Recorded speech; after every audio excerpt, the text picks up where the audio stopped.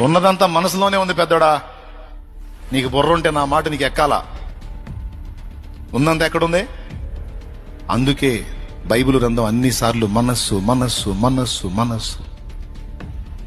మీరు ప్రార్థనలో అడుగు వాటి నెలను పొంది ఉన్నామని ఎక్కడ నమ్మమన్నాడు? యేసు ప్రభు అని నోటితో ఒప్పుకొని ఎక్కడ విశ్వసించమన్నాడు? మనస్సు లేక హృదయమందు విశ్వసించి. మనసులో విశ్వాసం నీకు రక్షణ ఆధారం. మనసులో విశ్వాసం నీకు అద్భుతాలకు ఆధారం.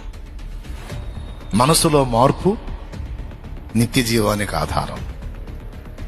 మనసులో ఒత్తిడి నీ రోగానికి కారణం. మనస్సులో సందేహం నీ దరిద్రానికి కారణం.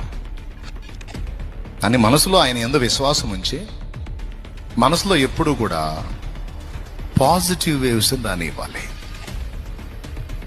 పాజిటివ్ వేవ్స్ని అంటే అనుకూలమైన ఆలోచనలు, ఆశీర్వాదకరమైన ఆలోచనలు, దీవెనకరమైన ఆలోచనలని ఎప్పుడు సరఫరా కానివ్వాలి.